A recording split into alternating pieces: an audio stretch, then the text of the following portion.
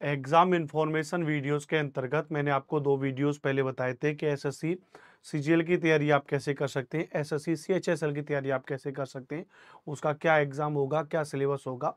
आज की क्लास में हम लोग डिस्कस करेंगे एसएससी स्टेनोग्राफर क्या होता है, क्योंकि मैंने एक सीरीज स्टार्ट की थी कि आखिरकार 12th पास करने के बाद जो विद्यार्थी जो जॉब के लिए जाते हैं कि 12th पास करने के बाद आखिरकार वो क्या कर सकते हैं, तो उनके पास बहुत सारे विकल्प होते हैं कि एक तो 12th के बाद कहाँ पर वो तैयारी करके नौकरी प्राप्त कर सकते हैं, एक 12th के साथ साथ ग्रेजुएशन करके कहाँ पर वो नौकरी प्राप्त कर सकते हैं। तो उन्हीं में से एक नौकरी है एसएससी स्टेनोग्राफर। तो आज के वीडियो में डिस्कस करेंगे क्या है एसएससी स्टेनोग्राफर, प्लस उसका सिलेबस क्या है, प्लस हम बात करेंगे इसके एग्जाम के बारे में बात करेंगे, हम बात करेंगे इसके स्किल टेस्ट के बारे में बात करेंगे, और हम बात करेंगे इसकी सैलरी के बारे में बात करेंगे एसएससी स्टेनोग्राफर के बारे में। तो स्टार्ट करेंगे यहाँ पर स्टेनोग्राफर के बारे में। सबसे पहले तो आप जानते हैं कि एसएससी के बारे में तो आप ये कॉमन सी बात जानते हैं कि स्टाफ सिलेक्शन कमीशन एसएससी क्या भी है।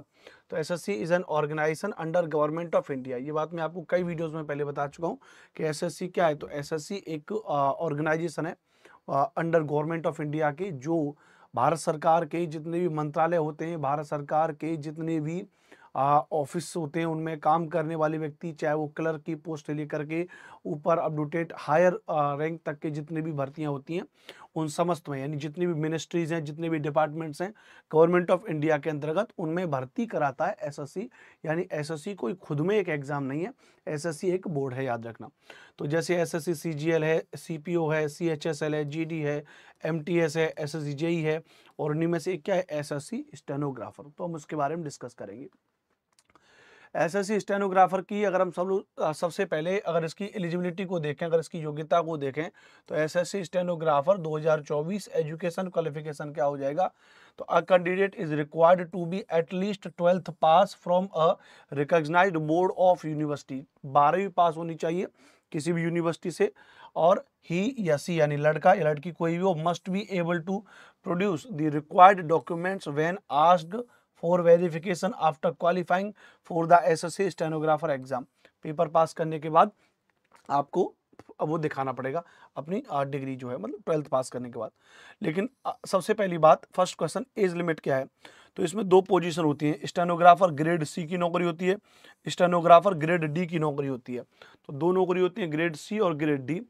तो एसएससी स्टेनोग्राफर की अगर बात करेंगे तो जो ग्रेड सी की नौकरी है उसमें जो आयु है वो 18 से 30 साल तक की आयु है, 18 से 30 साल तक की आयु है। और जो ग्रेड डी की नौकरी है उसमें जो आयु है वो 18 से 27 साल की तक की क्या हो जाएगी भैया, आयु हो जाएगी। इस बात को याद रखना। अच्छा, अब इसमें जैसे बात करेंगे, इसके अलावा इसमें एसएससी स्टेनोग्राफर में कुछ एज रिलैक्सेशन होता है। जैसे कैटेगरी वाइज जनरली होता है कि एससी और एसटी कैंडिडेट है तो उसके लिए 5 साल की रिलैक्सेशन है, ओबीसी के लिए 3 साल का है, पीडब्ल्यूडी अनरिजर्व है तो 10 साल का है, पीडब्ल्यूडी ओबीसी से है तो 13 साल, पीडब्ल्यूडी एससी एसटी है तो 15 साल, एक्स सर्विसमैन जनरल है तो 3 साल।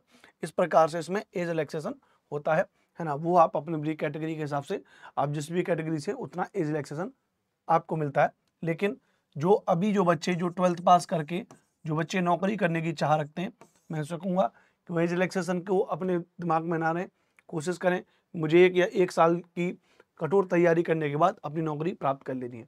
कोई पंचवर्षीय योजना का टारगेट नहीं रखना है कि भाई उम्र पूरी हो जाएगी तो उसके बाद मैं क्या करूँगा, पहले ही कोशिश करिए कि पहले हमारी नौकरी हो जाएगी। ठीक है, इसमें अप टू डेट अलग अलग तरीके से ध्यान रखना।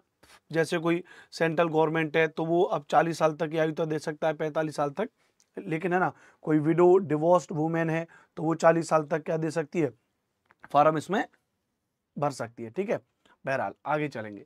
तो नंबर 1 पहली बात क्या है कि एसएससी स्टेनोग्राफर में 12th पास होनी चाहिए, पहली बात। नंबर दूसरी बात क्या है, 12वीं आपकी पास होने के बाद 18 से 27 साल और 18 से 30 साल उम्र। अब बात करेंगे सिलेबस की। सिलेबस में जनरल इंटेलिजेंस एंड रीजनिंग के क्वेश्चन होंगे, ध्यान रखना। मतलब जो आपका रीजनिंग है वो 50 क्वेश्चन होंगे और एक क्वेश्चन 1 नंबर का ही होगा, 50 मार्क्स का होगा। दूसरा जनरल अवेयरनेस, जीके जीएस के 50 प्रश्न होंगे। English language and comprehension 100 number का होगा, इंग्लिश इसमें सबसे ज़्यादा होती है। इसमें मैथमेटिक्स नहीं होती, ध्यान रखना। इसमें गणित नहीं आती, तो अगर किसका गणित दिक्कत है तो इस वाला पेपर भरेगा। तो 50 और 50 और 100 यानी 200 क्वेश्चन होंगे और 200 ही नंबर का होगा। सबसे बड़ी बात है 2 घंटे का टाइम होता है। मैंने क्या कहा था कि जितनी भी एसएससी की परीक्षाएं हैं जितनी भी परीक्षाएं एसएससी कंडक्ट कराता है उनमें क्या है, तो उनमें याद रखना उसमें टाइम का दिक्कत रहता है, मतलब टाइम वो लोग बहुत कम देते हैं। तो इसमें ये 3 पार्ट आपके होंगे। 50 नंबर का जीके जीएस रीजनिंग, मतलब जीके जीएस, 50 नंबर का रीजनिंग, 50 और 100 नंबर का इंग्लिश लैंग्वेज और कॉम्प्रिहेंशन, बस ये होता है। There will be a negative marking of 1/4 यानी 0.25 की नेगेटिव मार्किंग होगी, ध्यान रखना। एक क्वेश्चन अगर आपका गलत है तो 0.25 आपका सही नंबर में से कट कर लिया जाएगा, मल्टीप्लाई 4 कर देंगे ना, 1 मार्क्स चला जाएगा। यानी अगर आपने 4 क्वेश्चन अगर आपके गलत हो गए, ध्यान रखना, तो आपका एक जो सही क्वेश्चन है वो भी आपका हट जाएगा। ठीक है, नॉर्मलाइजेशन इसमें लगता है marks scored by candidate in the computer based examination if conducted in multiple shift will be normalized and normalization scored will be used to be determine final merit. कहने का मतलब क्या है, सरल भाषा में समझिए कि पहली बात तो पेपर सीबीटी बेस्ड होगा, कंप्यूटर बेस्ड पेपर होगा। अगर एक कई अलग अलग शिफ्ट में होता है तो फिर इसमें नॉर्मलाइजेशन भी लगेगा। ठीक है, चलो खैर कोई दिक्कत वाली बात नहीं है, ये जस्ट एक जानकारी है। The candidate who are short listed in the computer based examination, यानी आपने पेपर पास कर लिया, will be required to appear in the skill test for stenographer. जो स्टेनोग्राफी की जो स्किल टेस्ट होगी उसमें आपको उपस्थित होना होगा। The candidate will be given 1 dictation for 10 minutes in English और Hindi as opted by the candidate in the online application form. आप जो स्टेनोग्राफी जो करते हैं वो हिंदी में करते हैं, इंग्लिश में करते हैं, वो आपको फॉर्म भरते समय होता है। मतलब स्टेनोग्राफर का फॉर्म भरने के लिए आपको स्टेनो आनी चाहिए, जिसको शॉर्ट हैंड भी बोलते हैं मेरे ख्याल से। At the speed of 100 word per minute, यानी एक शब्द में 1 मिनट में 100 शब्द आपको for the post of stenographer grade C and 80 word per minute for the post of stenographer grade D. The matter will have to be transcript on computer. The transcription time is the follow. मतलब आपको कुल मिला के steno आनी चाहिए। तो ये आपके लिए जानकारी। उसमें स्टेनो में स्टेनोग्राफर ग्रेड डी में इंग्लिश के 50 वर्ड 70, और ग्रेड डी और ग्रेड सी और ग्रेड सी, यहाँ पर आप इन चीज़ों को समझ सकते हैं। ठीक है, और इसमें कुछ भी खास बात नहीं है, बस वही है कि candidate who opt to take stenography test in Hindi will be required to learn English stenography and vice versa after their appointment. मतलब जब आप मान लेते हैं आपने हिंदी भाषा को चयन किया, लेकिन जब आपकी ज्वाइनिंग हो जाएगी तो उसके बाद आपको हिंदी और इंग्लिश दोनों में और जो है कंफर्टेबल होना पड़ेगा। इस प्रकार की कुछ कुछ इसमें बातें लिखी गई हैं और इसमें कुछ खास ऐसी चीज़ें नहीं है। ठीक है, बस यही है इसमें। नंबर एक बात क्या है, उसके बाद में कट ऑफ लगता है। तो ये सारी की सारी चीज़ें मैंने आपको बता दी और इसमें कुछ भी बात नहीं है। ठीक है, जनरल इंटेलिजेंस एंड रीजनिंग का वही एक जनरल सिलेबस होता है जो आप जानते हैं, कंप्लीट आपको रीजनिंग पढ़नी है। ऐसा नहीं कि कोई एक टॉपिक अलग से, वो सारे टॉपिक्स होते हैं। दूसरा जनरल अवेयरनेस, आपको पता है पूरा जीके जीएस आपको पढ़ना ही पढ़ना है, और पूरा आपको क्या पढ़ना भैया, इंग्लिश लैंग्वेज एंड कॉम्प्रिहेंशन आपको पूरा पढ़ना ही पढ़ना है। ठीक है भैया, चलिए स्टेनोग्राफर ग्रेड सी की जो नौकरी है उसमें ध्यान रखना 4600 ग्रेड पे की नौकरी है, 44,900 बेसिक पे है, और बाद में नेट सैलरी जो पहुंच जाती है वो 72,147 तक। बहुत अच्छी नौकरी, इसमें ध्यान रखना। स्टेनोग्राफर जो ग्रेड सी जो 4200 ग्रेड पे वाली नौकरी है उसमें 35,500 बेसिक सैलरी है, नेट सैलरी 57,983 तक पहुंच जाती है। Stenographer grade D 2400 grade pay की अंदर नौकरी होती है, जिसमें 25,500 बेसिक सैलरी होती है, लास्ट तक 43,244। अलग अलग डिपार्टमेंट की अलग अलग उस तरीके से सैलरियां होती हैं। ठीक है, तो आई होप आपको ये बात पसंद आ गई होगी। यहाँ पे पूरी की पूरी बात, ये मैंने बात आपको एसएससी स्टेनोग्राफर के बारे में बता दिया।